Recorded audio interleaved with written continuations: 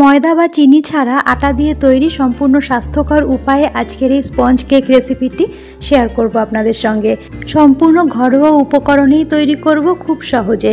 বাচ্চারা বা বড়রা যত ইচ্ছে খেতে পারে, কোনো ক্ষতি নেই। নমস্কার, আমি লক্ষ্মী, লক্ষ্মী ফুড অ্যান্ড লাইফের আরও একটি নতুন রেসিপিতে আপনাদের সকলকে স্বাগত। তাহলে চলুন আজকের রেসিপিটি শুরু করা যাক। প্রথমে আমি একটি বড় পাত্র নিয়ে নিয়েছি। এবারে এরকম একটি ছোট বাটি নিয়ে নিলাম। আমি এই বাটির মাপ করে সমস্ত উপকরণগুলো মেপে দেখাবো আপনাদেরকে। এইরকম বাটি কম বেশি প্রত্যেকের আমাদের ঘরেই থাকে, তাই আমি এই বাটিটাই ব্যবহার করছি মাপ বোঝানোর জন্য, যাতে করে আপনাদেরও বানানোর সময় কোনো রকম অসুবিধা না হয়। আর এই মাপগুলো যদি একটু মাথায় রেখে বানাতে পারেন, একদম পারফেক্ট স্পঞ্জি কেক আপনারা তৈরি করতে পারবেন। তো আমি প্রথমে এই বাটির 2 বাটি পরিমাণে গমের আটা নিয়ে নিচ্ছি। কেকটা আমি আটা দিয়েই বানাবো, কোনো রকম ময়দার ব্যবহার আমি এখানে করব না। তো 2 বাটি আটা নিয়ে নিলাম আমি। আর তার মধ্যে আমি দিয়ে দিচ্ছি ওই বাটিরই 1 বাটি পরিমাণে তাল মিশ্রির গুঁড়ো। এই দেখুন, আমি তাল মিশ্রিটাকে গুঁড়ো করে নিয়েছি একেবারে। এই তাল মিশ্রি নেওয়ার কারণ, এক তো ভালো একটা কালার আসবে তাল মিশ্রির, যেহেতু কালারটা একটু লালচে হয়। আর এছাড়াও চিনি আমরা ব্যবহার করব না, যেহেতু চিনি আনহেলদি হয়, তাই আমি মিষ্টি দিয়ে করছি। আপনারা কিন্তু এখানে চাইলে সাদা চিনি দিয়েও করতে পারেন, অথবা গুড়ের বাতাসা দিয়েও করতে পারেন। গুড়ের বাতাসাতেও একটা সুন্দর কালার আসবে। সাদা মিষ্টি দিয়েও করতে পারেন, সেক্ষেত্রে হয়তো কালারটা সুন্দর আসবে না। তবে চিনিটা বাদ দিয়ে যে কোনো কিছু ব্যবহার করতে পারেন। গুড় দিয়েও আপনারা করতে পারেন এটি। তো আমি এখানে তাল মিশ্রিটাই ব্যবহার করলাম। এবারে আমি এর মধ্যে দিচ্ছি সামান্য একটু লবণ, স্বাদ ব্যালেন্সের জন্য দিয়ে দিলাম সামান্য একটুখানি লবণ। আর দেব এরকম চামচেরই 1 চামচ পরিমাণে বেকিং পাউডার। এখানে বেকিং পাউডার 1 চামচ দিচ্ছি, আর বেকিং সোডা দিচ্ছি ওই চামচেরই 3 ভাগের 1 ভাগ পরিমাণে। বেকিং সোডা কিন্তু অল্প দিতে হবে, বেশি হয়ে গেলে একটা বাজে গন্ধ আসে। এবারে দিচ্ছি সামান্য একটুখানি এলাচ গুঁড়ো। এলাচ গুঁড়োটাও খুব সামান্য। আপনাদের কাছে যদি হাতের কাছে ভ্যানিলা এসেন্স থাকে তাহলে ভ্যানিলা এসেন্স দিতে পারেন। আমি যেহেতু ঘরোয়া উপকরণে দেখাচ্ছি, তাই আমি এলাচের গুঁড়োটাই দিয়েছি। আর এলাচের থেকেও দারুণ একটা ফ্লেভার আসে সুন্দর। তো এই সমস্ত উপকরণগুলো একটু ভালোভাবে মিশিয়ে নেব। আমার কিন্তু সব কিছু দেওয়া এখনও কমপ্লিট হয়নি। প্রথমে এই শুকনো উপকরণগুলোকে আগে ভালো করে একটু মিশিয়ে নিই। এখনও যে 3-4টি উপকরণ দেওয়া বাকি আছে, সেগুলো আমি আস্তে আস্তে আপনাদেরকে দেখাচ্ছি। তো এবারে আমি এর মধ্যে দিচ্ছি বেশ কিছু ড্রাই ফ্রুটস। আমি ড্রাই ফ্রুটসগুলোকে ছোটো ছোটো টুকরো করে নিয়েছি। এর মধ্যে নিয়েছি কাজু বাদাম কুচি, পেস্তা বাদাম কুচি, কিশমিশ কুচি, চেরি ফল ছোট ছোট করে কুচি করে নিয়েছি, আর নিয়েছি মোরব্বা কুচি। এখানে আমি বলে রাখি, আমি যা যা দিয়েছি সেগুলো যে দিতে হবে তা কিন্তু নয়। এখানে আপনারা আপনাদের পছন্দ মতো বা হাতের কাছে যেগুলো থাকবে সেগুলো দিয়েই কিন্তু বানিয়ে নিতে পারেন। চাইলে শুধুমাত্র কাজু কিশমিশ দিয়েও বানিয়ে নিতে পারেন। এবারে এগুলো এর মধ্যে দিচ্ছি। আমি এর মধ্যে অ্যালমন্ড ব্যবহার করিনি, আমার কাছে নেই। আপনাদের কাছে যদি অ্যালমন্ড থাকে আপনারা কিন্তু সেটাও দিতে পারেন। এ সমস্তগুলো এর মধ্যে মিশিয়ে দিলাম। দিয়ে এই আটার সঙ্গে এই ড্রাই ফ্রুটগুলোকেও খুব ভালোভাবে একটু আগে মিশিয়ে নিতে হবে, যাতে ড্রাই ফ্রুটগুলো চারিদিকে ছড়িয়ে পড়ে। এবারে দুধ দিয়ে একটা মোটা ব্যাটার তৈরি করে নিতে হবে। দুধটা কিন্তু এখানে অল্প অল্প করে দিতে হবে, একবারে দেওয়া যাবে না। আর দুধ কতটা লেগেছে সেটাও আমি আপনাদেরকে মাপটা বলে দেবো শেষে গিয়ে। এই বাটি মেপে আমি দুধ নিয়েছি। প্রথমে 1 বাটি নিয়েছি, সেটা পুরো দিয়ে দিলাম। এভাবে আস্তে আস্তে মেশাতে থাকতে হবে, আর দুধটা দিতে হবে। একবারে দিলে কিন্তু বোঝা যাবে না কতটা লাগছে, বেশি পাতলা হয়ে যেতে পারে। তাই অল্প অল্প করে দুধ দেবেন আর মেশাবেন। আর কেক তৈরির জন্য যে কটা উপকরণ নেওয়া হয়েছে সবই কিন্তু রুম টেম্পারেচারে নিতে হবে, ঠান্ডাও না গরমও না। তো দেখুন, আমার 2 বাটি দুধ এর মধ্যে দেওয়া হয়ে গেছে। এর যতটা ঘনত্ব আছে ব্যাটারের, আমার কিন্তু আর দুধ দেওয়ার প্রয়োজন নেই। এবারে খুব ভালোভাবে এটাকে বিট করতে হবে, যাতে ভেতরে কোনো রকম লাম্পস না থাকে, কোনো দলা ভাব না থাকে। থাকলে অবশ্যই হাত দিয়ে সেটা ভেঙে দেবেন, কারণ কেক যতটা স্মুথ হবে, যত ভালো বিট করা হবে, ততই কিন্তু ভালো কেকটা ফুলবে। আর এখানে সম্পূর্ণ দুধ দেওয়া হয়ে গেলে তারপর আমি খুব ভালোভাবে এরকম একটা হ্যান্ড বিটার দিয়ে মোটামুটি 10 থেকে 15 মিনিট কিন্তু ফেটিয়ে নিয়েছি খুব ভালোভাবে, যাতে করে কেকটা কিন্তু ভালো ফুলে উঠবে। এই দেখুন, কনসিস্টেন্সিটা এইরকম আছে। ওপর থেকে ছাড়লে নিচে এসে আস্তে আস্তে মিলিয়ে যাচ্ছে। এইরকম একটা কনসিস্টেন্সির ব্যাটার আমাদের তৈরি করতে হবে।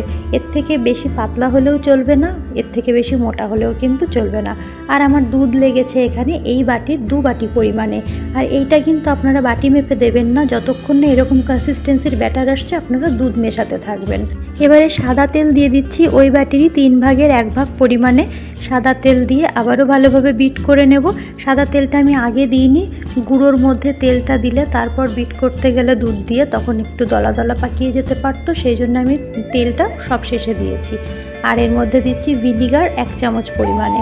আপনাদের কাছে যদি ভিনিগার না থাকে আপনারা কিন্তু পাতিলেবুর রসও দিতে পারেন, সেই ক্ষেত্রে পাতিলেবুর রস আপনারা 2 চামচ পরিমাণে দেবেন। ভিনিগার আমি 1 চামচ পরিমাণে দিয়েছি। এবারে আবারও ভালোভাবে মিশিয়ে নিতে হবে তেলটাকে ব্যাটারের সাথে।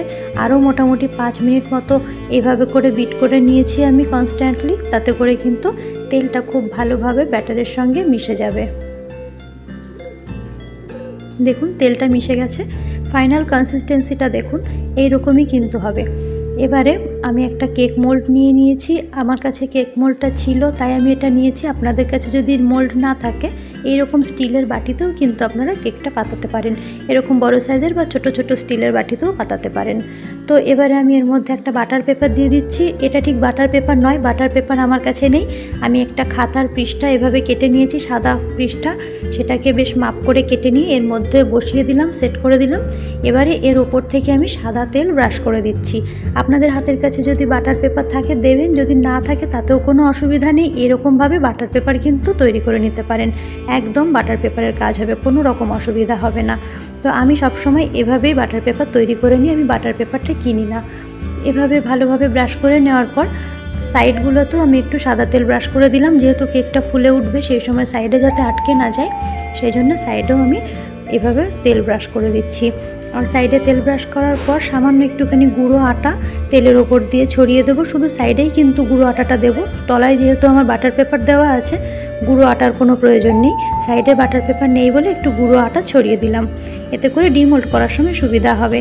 এরপর কেকের ব্যাটারটা সম্পূর্ণ এই মোল্ডের মধ্যে ঢেলে দিচ্ছি। আচ্ছা, এখানে বলে রাখি আপনারা যারা যারা রেসিপিটি দেখছেন প্লিজ চ্যানেলটিকে সাবস্ক্রাইব করে রাখবেন এরকম আরও অন্যান্য রেসিপির ভিডিও পেতে। পুরো ব্যাটারটা দিয়ে দিয়েছি, এবারে একটু ট্যাপ করে নেব যাতে ভেতরে কোনো এক্সট্রা বাতাস না থাকে, বেরিয়ে যায়। তারপর একটি কড়াই আমি এখানে হিটে বসিয়ে দিয়েছি, তার মধ্যে একটু লবণ দিয়ে দিচ্ছি, লবণটাকে বেশ চারপাশে ছড়িয়ে দিচ্ছি। এই লবণটা কিন্তু কেক বেক করার পর আমরা ফেলে দেব না, এটা একটি পাত্রে রেখে দেব, পরে যখন আবারও কিছু বেক করব তখন এই একই লবণ দিয়ে কিন্তু কাজ চলে যাবে। ও এবারে এর মধ্যে একটা স্ট্যান্ড দিয়ে দিচ্ছি, স্ট্যান্ডের ওপরে যে কেকের পাত্রটা সেটা আমরা বসিয়ে দেব। আর গ্যাসের ফ্লেম কিন্তু একেবারেই লোতে থাকবে, গ্যাসের ফ্লেম লোতে রেখে এবারে ওপর থেকে ঢাকা চাপা দিয়ে আমরা এটাকে 1 ঘন্টা পর্যন্ত বেক করব। এবারে আমরা মাঝখানে 30 মিনিট পর একবার ঢাকনাটা খুলবো। ওপরে দেখুন ডেকোরেশনটা কিন্তু আমি কিছুই করিনি, তো এখন ডেকোরেশনটা দেওয়া যাবে না। 30 মিনিট পর আমরা একবার ঢাকনাটা খুলে নিচ্ছি। দেখুন এই সময় অর্ধেকটা কিন্তু বেক হয়ে গেছে, 30 মিনিট পর আপনাদেরকে দেখাচ্ছি। এই সময় আমি ওপর থেকে ডেকোরেশনটা করে নেব। আগে থেকে যদি ডেকোরেশনের জন্য এগুলো দিতাম তাহলে কিন্তু সবই যখন কেকটা ফুলে উঠতো ভেতর দিকে ঢুকে যেত, বাইরে থেকে আর সেভাবে দেখা যেত না। তাই কেকটা যখন অর্ধেক বেক হয়ে যাবে 30 মিনিট পর ঢাকনা খুলে এভাবে কেকটাকে আমি ডেকোরেট করে নিচ্ছি। আমি এখানে চেরি, কাজু বাদাম আর কিশমিশ দিয়ে ডেকোরেশনটা করেছি, আপনারা কিন্তু আপনাদের পছন্দ মতো ডেকোরেশন করে নিতে পারেন। দেখুন ডেকোরেশন করে নেওয়া আমার হয়ে গেছে, এভাবে সাজিয়ে নিয়েছি আমি। এবারে আবারও ঢাকনা বন্ধ করে বাকি 30 মিনিট বেক করে নেব। মোট 1 ঘন্টা এটাকে বেক করতে হবে একেবারে লো ফ্লেমে। তারপর 1 ঘন্টা পর আমি আপনাদেরকে ঢাকনা খুলে দেখাচ্ছি। দেখুন একটা টুথপিক দিয়ে চেক করে নিচ্ছি, দেখুন টুথপিকটা একেবারেই কিন্তু ক্লিন বেরিয়েছে, কিছু এর গায়ে লেগে নেই, খুব ভালোভাবে কেকটা বেক হয়ে গেছে। এবারে এই কেকটাকে নাবিয়ে আমরা ঠান্ডা হতে দেব। ঠান্ডা হয়ে যাওয়ার পর তারপর আমি এটাকে ডিমোল্ড করে নিচ্ছি। কেক কিন্তু কখনো গরম অবস্থাতে ডিমোল্ড করতে যাবেন না, তাতে ভেঙে যেতে পারে। একেবারে ঠান্ডা করে তারপর এটাকে ডিমোল্ড করতে হবে। আমি প্রথমে একটা স্প্যাচুলা দিয়ে ভালোভাবে সাইডটাকে ছাড়িয়ে নিচ্ছি, আপনারা চামচ দিয়েও ছাড়িয়ে নিতে পারেন চাইলে। তারপর একটা প্লেট এর উপরে দিয়ে এভাবে উল্টো করে দিলেই কিন্তু খুব সহজে এটি বেরিয়ে আসবে। যেহেতু তলায় বাটার পেপার ছিল, সাইড থেকে আমরা সাদা তেল দিয়ে আটার গুঁড়ো দিয়ে দিয়েছিলাম, একেবারে কোনো অসুবিধা হয়নি, লেগে যায়নি। এবারে এই বাটার পেপারটাকে এভাবে তুলে নিচ্ছি।